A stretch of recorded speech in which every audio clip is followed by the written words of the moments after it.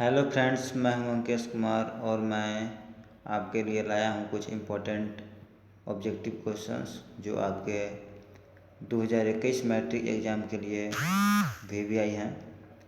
चलिए video start करते हैं। चलिए क्वेश्चन नंबर 26। अब वीडियो स्टार्ट करने से पहले अगर आप मेरे चैनल पर नए हैं तो मेरे चैनल को सब्सक्राइब जरूर कर दें और वीडियो को लाइक करना ना भूलें ताकि मुझे मोटिवेशन मिले कि और मैं वीडियो बना सकूं। चलिए क्वेश्चन नंबर 26। निम्नलिखित में से किस दर्पण द्वारा किसी वस्तु का आभासी प्रतिबिंब प्राप्त किया जा सकता है?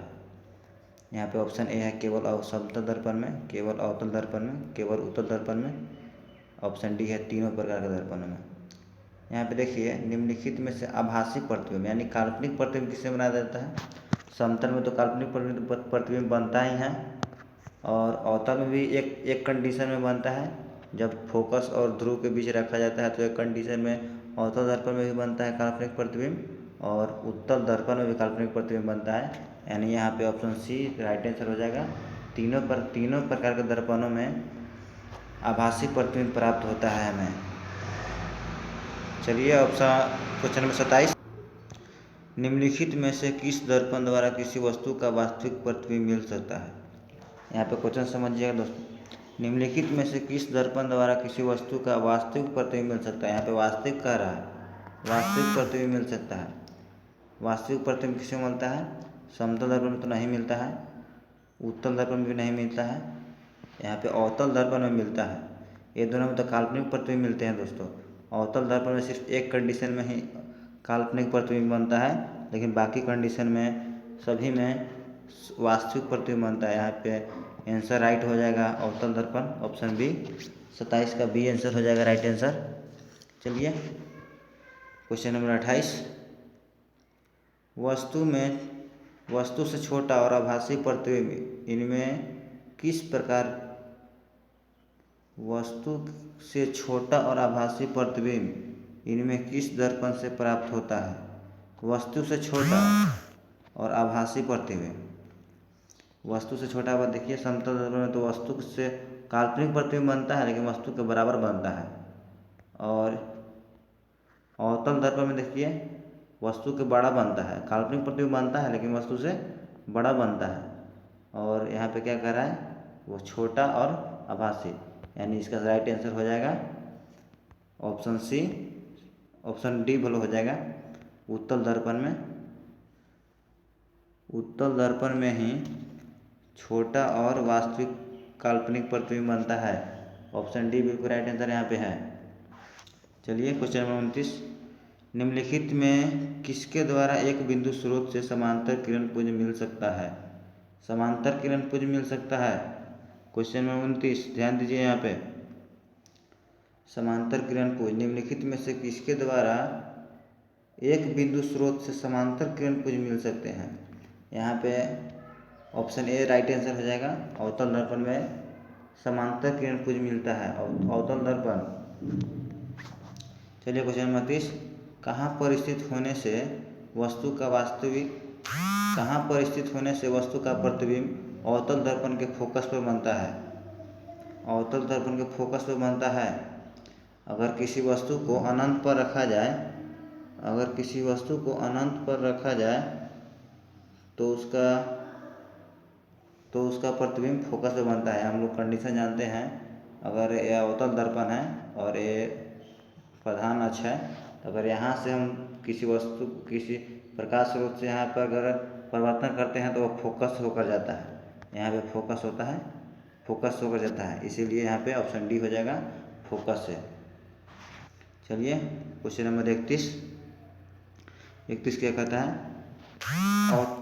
अवतल दर्पण की वक्रता त्रिज्या उसके फोकस दूरी की, ये तो शुरू में ही बताया था फर्स्ट लेक्चर में ही, F बराबर r/2 होता है। F बराबर r/2 सभी परावर्तक सतहों के लिए होता है। यहाँ पे क्या कर रहा है? अवतल दर्पण की वक्रता त्रिज्या यानी r बराबर, यहाँ पे क्रॉस मल्टीप्लिकेशन 2f हो जाएगा। 2f यानी ये दोनों बराबर है देखिए, यानी कि वक्रता त्रिज्या 2f के बराबर होगा, यानी कि दुगनी होगी। क्या होगी, दुगनी, 2f है यानी दुगनी होगी। 31 का ए आंसर राइट हो जाएगा। चलिए क्वेश्चन नंबर 32, एक अवतल दर्पण में वस्तु की स्थिति फोकस और ध्रुव के बीच हो। अवतल दर्पण में वस्तु की स्थिति फोकस और ध्रुव के बीच हो तो प्राप्त प्रतिबिंब होगा। आप तो वो कई बार बता चुका हूँ। अगर यह दर्पण है, अवतल दर्पण, और फोकस और ध्रुव के बीच रखा जाए तो इसका काल्पनिक प्रतिबिंब बनता है और दर्पण के पीछे बनता है और आवर्धित बनता है यानी बड़ा बनता है प्रतिबिंब। यह देखिए यहाँ पे क्या हो जाएगा क्वेश्चन नंबर 33 में, क्वेश्चन नंबर 32 में आभासी होगा लेकिन वस्तु से बड़ा होगा, यानी ऑप्शन सी यहाँ पे बिल्कुल राइट आंसर हो जाएगा।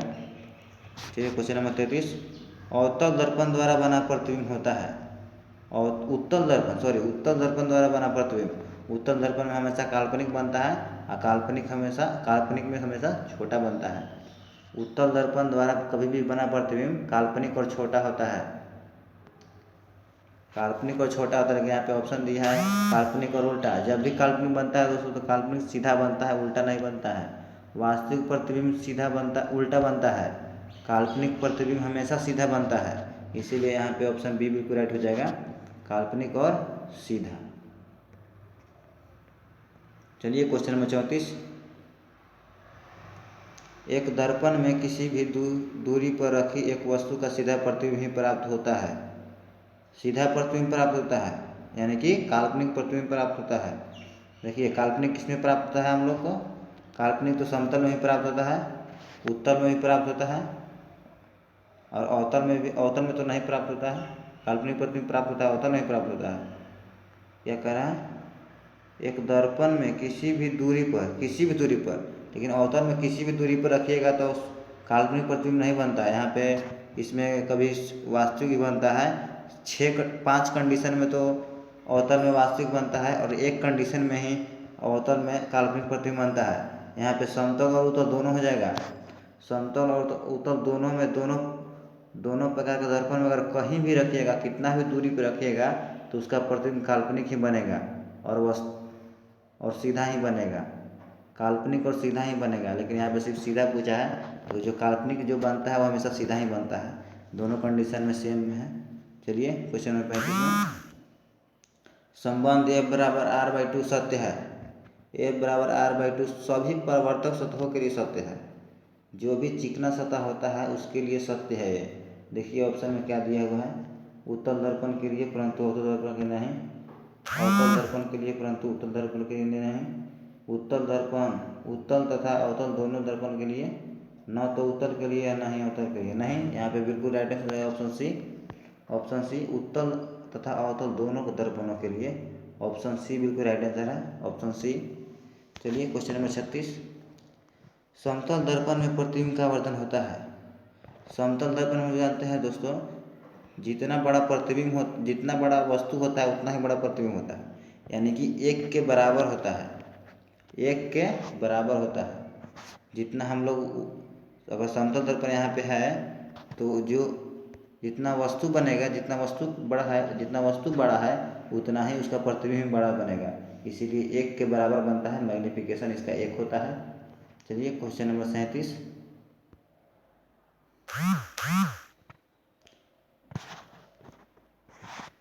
समतल दर्पण में प्रतिबिंब की प्रकृति क्या होती है।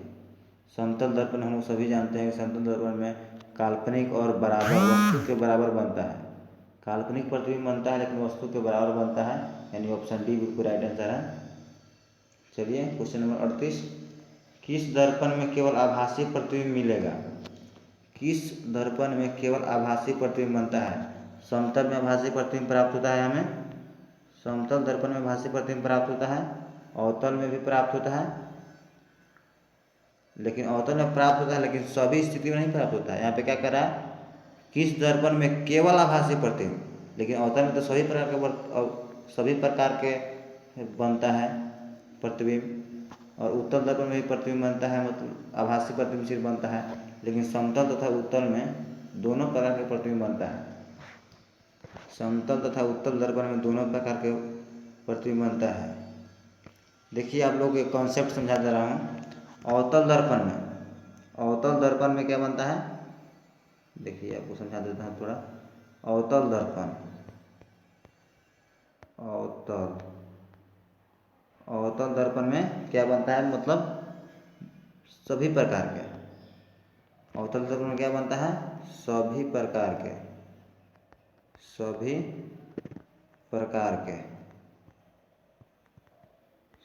के बनता है। लेकिन जो उत्तल दर्पण है, उत्तल दर्पण आपको बता देते हैं। उत्तल दर्पण में जो प्रतिबिंब बनता है, मेरा फ़ोन थोड़ा लैग कर रहा है, जो उत्तल दर्पण में प्रतिबिंब बनता है वो बनता है उत्तल दर्पण के लिए, उत्तल दर्पण के लिए क्या हो जाएगा, VES,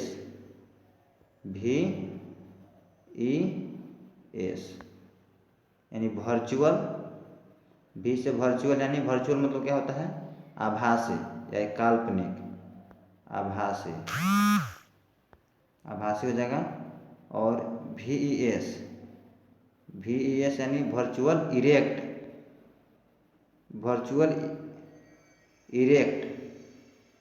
ERECT, इरेक्ट मतलब सीधा, वर्चुअल इरेक्ट एंड शॉर्ट मतलब शॉर्ट, छोटा। यही कॉन्सेप्ट है। VES आप लोग याद रखिएगा, वर्चुअल इरेक्ट एंड शॉर्ट, यानी कि आभासी, सीधा और छोटा। और समतल दर्पण के समझ लीजिए, समतल दर्पण का कॉन्सेप्ट VEE, समतल दर्पण के लिए क्या है, VEE, यानी वर्चुअल, आभासी